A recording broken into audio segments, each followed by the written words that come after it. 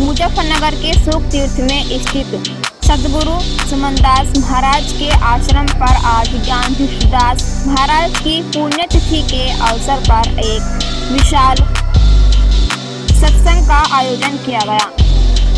इस पावन अवसर पर उत्तर प्रदेश के मुख्यमंत्री योगी आदित्यनाथ मुख्य अतिथि के रूप में पहुंचे और सत्संग सभा में भाग लिया। इस दौरान उन्होंने मंच से श्रद्धालुओं को संबोधित किया। मंच से श्रद्धालुओं को संबोधित करते हुए उन्होंने ज्ञान भिक्षुदास जी के आध्यात्मिक योगदान पर प्रकाश डाला। आइए सुनते हैं योगी आदित्यनाथ ने आगे क्या कहा। आज ये मेरा सौभाग्य है कि ज्येष्ठ पूर्णिमा के इस पावन पर्व पर सद्गुरु रविदास जी महाराज की स्मृति में स्थापित इस आश्रम और इस पावन धरती पर संत स्वामी ज्ञान भिक्षुदास जी महाराज की 65वीं पुण्यतिथि और अखिल भारतीय संत शिरोमणि सद्गुरु रविदास मिशन के संस्थापक अध्यक्ष सद्गुरु सुमनदास जी महाराज की पुण्य स्मृति में एक सुदीर्घ इस पावन सत्संग और बड़े भंडारे का आयोजन यहाँ पर आयोजित किया गया है।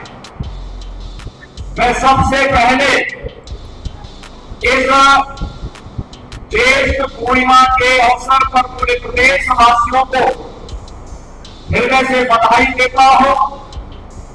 पूज्य संतों का हृदय से अभिनंदन करता हूं और आप सभी उपस्थित श्रद्धालुजनों का भी मैं इस अवसर पर प्रदेश सरकार की ओर से हृदय से अभिनंदन करता हूं।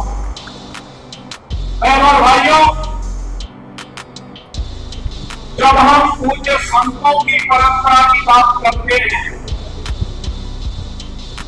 तो मध्यकाल में जब देश गुलामी की बेड़ियों से जकड़ा पाता, विदेशी आक्रांताओं के द्वारा भारत की धर्म और संस्कृति को रोका जा रहा था, उस कालखंड में ज्योति की एक पुंज के रूप में सद्गुरु रविदास जी महाराज का आविर्भाव होता है। काशी में जो भारत की सनातन धर्म की प्राचीन नगरी है, उस काशी में चीन गोवर्धन में सद्गुरु रविदास जी महाराज का आविर्भाव होना और उन्होंने अपने कर्म साधना के माध्यम से जो एक प्रेरणा वहां से दी, वह आज भी पूरे देश के लिए हर श्रद्धालु जन के लिए एक मार्गदर्शक के रूप में काम करती है। जब हम सद्गुरु रविदास जी महाराज के बारे में चर्चा करते हैं और भाइयों, सद्गुरु रविदास जी महाराज ने सामाजिक आदत पर और कुरीतियों के प्रति समाज को जागरूक भी किया, कर्म पर विश्वास करने की प्रेरणा दी, एक आध्यात्मिक चेतना का जागरण किया और उन्होंने कहा था, मन चंगा तो कटौती में गंगा। और भाइयों, ये सद्गुरु रविदास जी महाराज का कथन ये जीवन में आंतरिक पवित्रता और निर्मलता का प्रतीक होता है, एक नई प्रेरणा है और इसीलिए उन्होंने सामाजिक बुराइयों से दूर रहने के लिए समाज को एक नई प्रेरणा दी। सद्गुरु रविदास जी महाराज के गुरु रामानंद जी महाराज ने कहा था, जाति पाति पूछे नहीं कोई और उपदेश का होई, और यही परंपरा आगे बढ़ती है। तो संत रविदास जी ने उस समय इस बात को कहा था कि ऐसा जाओ नाच में जहां मिले सबको अन्न, छोट बड़ो सम बसे, रविदास रहे प्रसन्न। बहनों भाइयों, कितनी सत्यवादी है कितने दिव्यवाणी है सदगुरु रविदास जी महाराज की। उन्होंने कहा यह रविदास का प्रसंग रहेगा जहाँ बिना भेदभाव के सबको समान रूप से अधिकार मिलेगा, सबको अन्न मिलेगा। और याद करिए संत रविदास जी महाराज की इन बातों को अक्सर किसी ने लागू किया। भारत के प्रधानमंत्री मोदी जी ने प्रधानमंत्री गरीब कल्याण अन्न योजना के माध्यम से भारत के 81 करोड़ लोगों को 81 करोड़ लोगों को कोरोना जैसी महामारी से लेकर के अब तक लगातार अन्न का वितरण कराया जा रहा है। ये होती है संतों की प्रेरणा।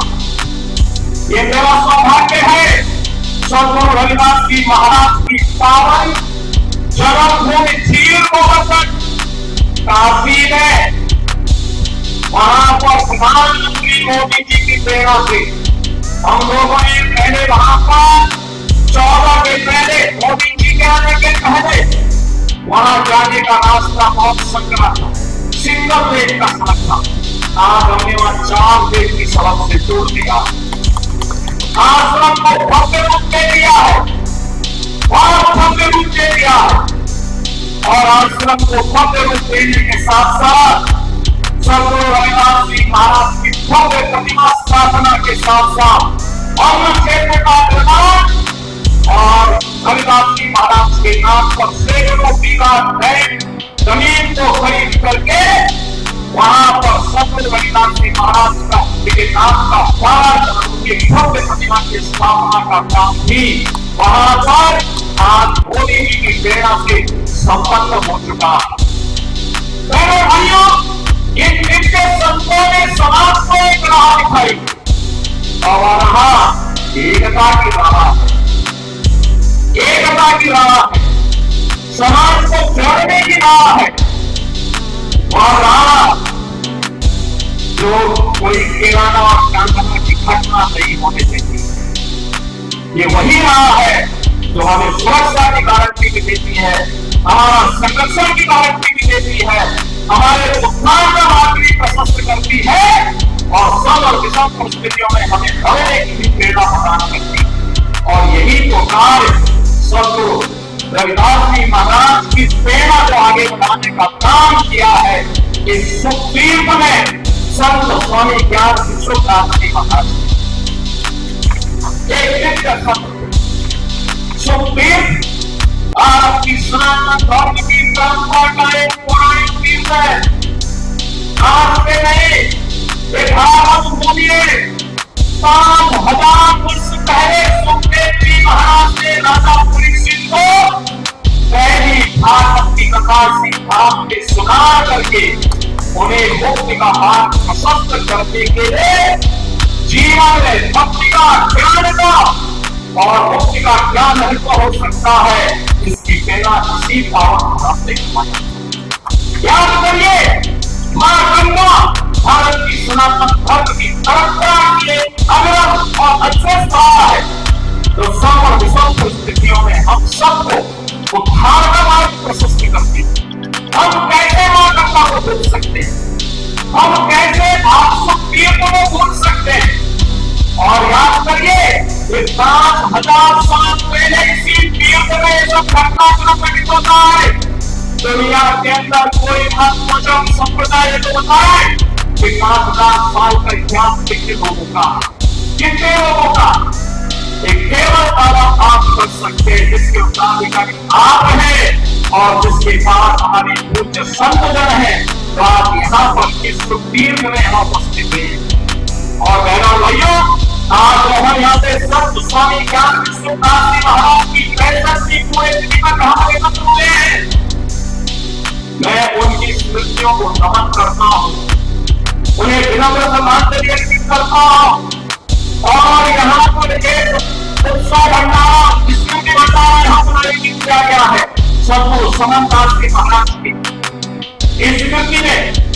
यहाँ पर उनके स्वामी पूज्य स्वामी गोवर्धन दास जी महाराज कह रहे थे कि लाखों की संख्या में श्रद्धालु यहाँ कब से आए हुए हैं। मैंने कहा मुझे भी इसी बहाने उत्साही युवाओं के साथ संवाद करके मिलने का एक अवसर प्राप्त होगा। और बहनों और भाइयों, मैं तो आपसे कहने के लिए आया हूं, इसलिए कहने के लिए आया हूं कि इस बार तो नहीं हो पाया, लेकिन अगली बार यहाँ के बुद्ध संतों की प्रेरणा से जो मानवता की धारा को यहाँ से लेकर के गए हैं, यहाँ पर इस सदगुरु रविदास मिशन से जुड़े हुए समरनाथ जी महाराज के पावन आश्रम के सामने भी सदगुरु रविदास और पूज्य संत समरनाथ जी महाराज की स्मृति में एक घाट का निर्माण हम लोग कार्य करके पूरा करते हैं। यहाँ की सड़कों के चौड़ीकरण के कार्य को भी आगे बढ़ाएंगे, जिससे आने वाले या किसी श्रद्धालु को आने वाले समय में संकट नहीं आएगा। आराम से पार्किंग की व्यवस्था की जाएगी और पार्किंग की व्यवस्था के साथ साथ यहाँ के सुंदरीकरण के कार्य को आगे बढ़ाना, सत्संग सभागार की स्थापना करने का कार्य भी यहाँ पर हम लोग आगे बढ़ाएंगे, जिससे आने वाले समय में आने वाले श्रद्धालुओं को सम विषम परिस्थितियों में किसी भी प्रकार की समस्या का सामना न करना पड़े। बहनों और भाइयों, जब अच्छी सरकार आती है तो पूज्य संतों का मार्गदर्शन मिलता है तो अच्छा ही अच्छा होता है। अच्छा ही अच्छा इसलिए होता है, अच्छा करने के लिए सोच है। देश 1947 में आजाद है। बाबा साहब डॉक्टर भीमराव अम्बेडकर जी ने इस देश को एक संविधान दिया, लेकिन आजादी के बाद बाबा साहब भीमराव अम्बेडकर को जो सम्मान मिलना चाहिए था, वह सम्मान पिछली सरकारों ने पहली बार बाबा साहब के नाम पर पंचपीठों का निर्माण प्रधानमंत्री मोदी जी ने किया। एक पंचपीठ जहां पे बाबा साहब का जन्म हुआ था उत्तर प्रदेश में, वहां पर भव्य स्मारक बाबा साहब भीमराव अम्बेडकर का बन चुका। बाबा साहब भीमराव अम्बेडकर ने उच्च शिक्षा लंदन के जिस स्कूल से आर्थिक स्थान पर रहकर के किया था, इंग्लैंड की सरकार ने उस भवन को बेचने की कार्रवाई की थी, तो प्रधानमंत्री मोदी जी ने उस भवन को खरीदा और खरीदने के बाद एक व्यवस्था की कि भारत के अनुसूचित जाति जनजाति के छात्रों के लिए उच्च शिक्षा के लिए देशों में जाना चाहेंगे, इंग्लैंड में जाना चाहेंगे, उन छात्रों के लिए वहां पे भव्य बाबा साहब का भव्य स्मारक भी बनाया और स्मारक बनाने के बाद वहां पर छात्रावास का निर्माण और स्कॉलरशिप की व्यवस्था वहां प्रधानमंत्री मोदी जी के द्वारा किया गया। बाबा साहब ने उच्च शिक्षा के लिए बाबा साहब की दिल्ली में रहकर के अपना सार्वजनिक जीवन जिस भवन में रहकर के आगे बढ़ाया था, वहां पर बाबा साहब भीमराव अम्बेडकर का राष्ट्रीय स्मारक और सांस्कृतिक केंद्र का निर्माण प्रधानमंत्री मोदी जी ने किया।